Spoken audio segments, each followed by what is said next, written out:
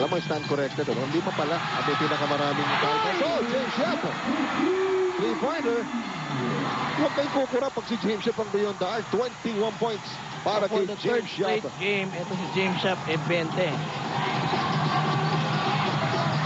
Si Empress wala dito kay James Yap. Bakit na stand corrected? 5 titles. Chris Pac. Ang meta ng 5 titles ng All Filipino. Alright. Babawi ba? Babawi! Hindi nakabawi. May foul pa. Danny Ay.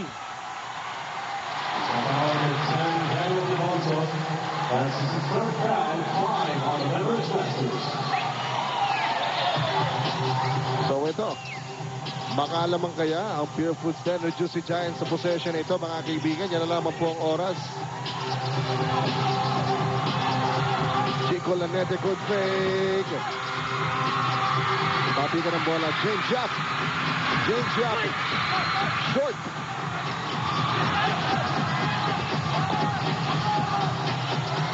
Sayang yung Subalpal.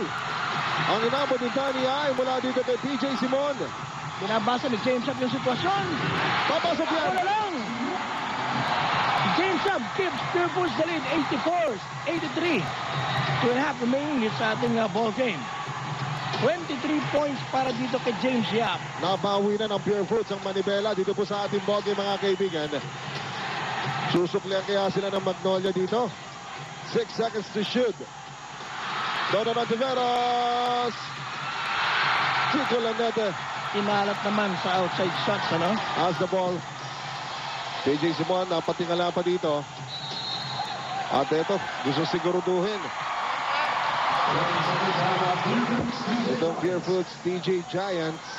At tatapos nga yung half natin ng partner, 45-32 ang talaan. Pero noong third quarter, nagising itong Pure Foods na Juicy Giants. Tablay comes in for Lanete. And Tenorio for Racela. Interesting substitution. So ito, tignan po natin ha. Behind the back dribble, Kobe Raymundo!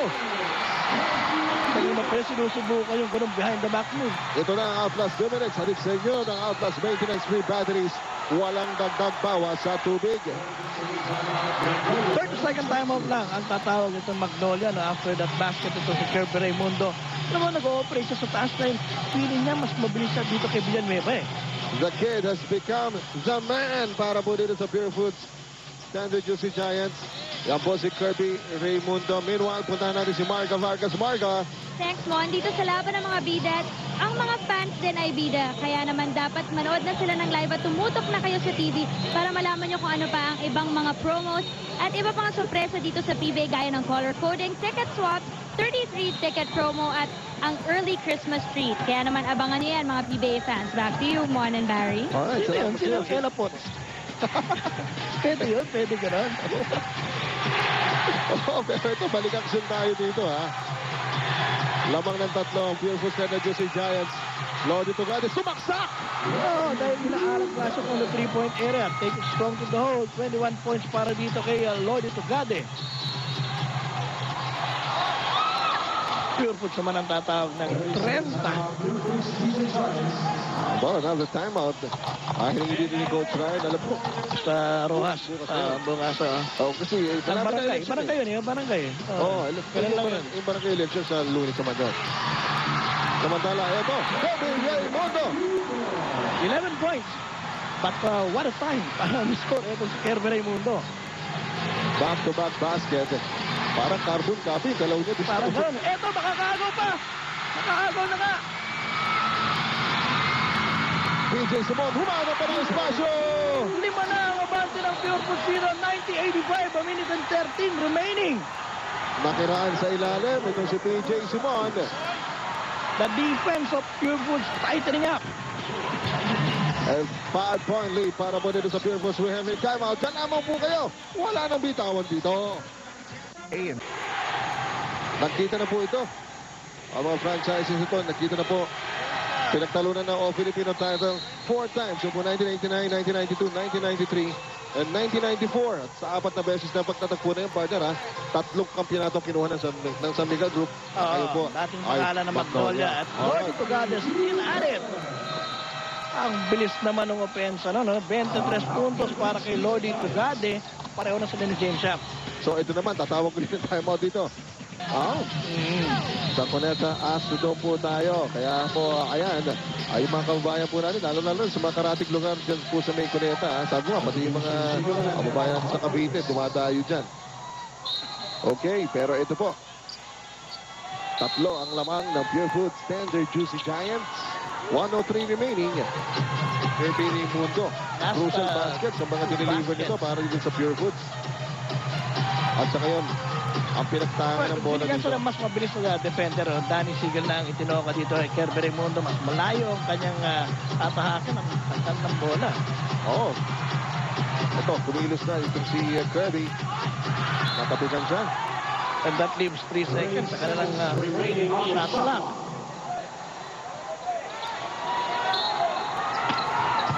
Dito naman, bibigyan mo na kay James Yap ito dahil sa natitira nito. At makukuha pa ng Pure Foods, kaya lang naputukan sila dahil hindi tumama ng ring yung tira nitong si James Yap. So ito, nakakita ng pagkakataon dito.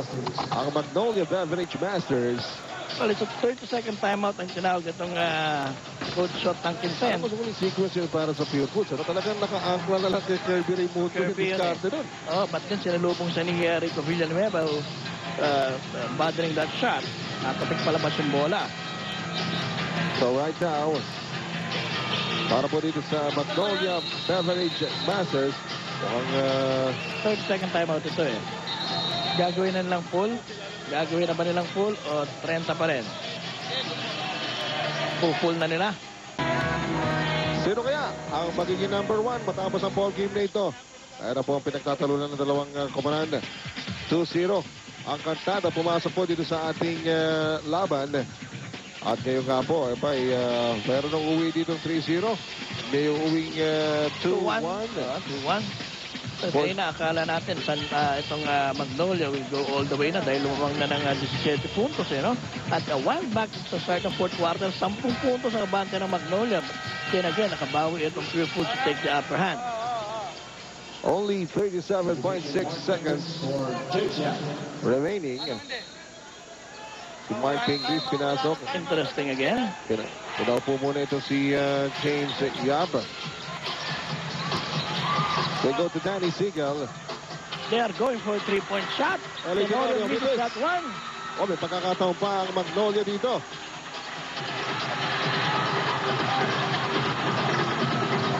Don. Nakakawala. Tira ng press eh. Wala pa rin ang Mark Pingree. 15 seconds remaining. Dalawang 3-point shots ang pinakawala ng Magnolia. Nagmintis, Tenorio at Ontiveros.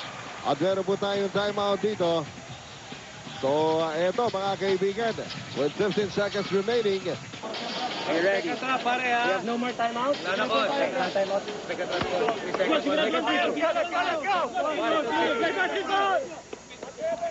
O mga kaibigan, well, Barry, isa sa mga aral dito dahil huwag kalilimutan ng lahat na ang basketball, 4 quarters yan eh. Oo nga. Bagamat dominado nga po na Magnolia yung first half with a masterful performance ng first half.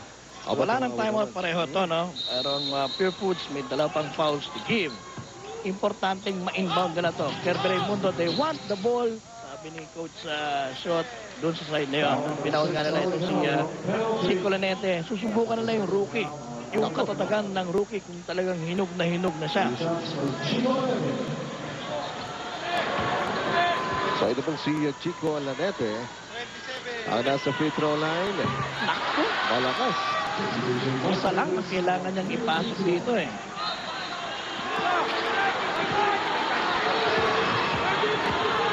Yan po ang oras. Yan po ang score.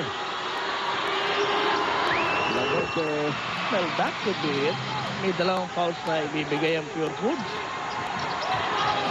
So ito. Tagal!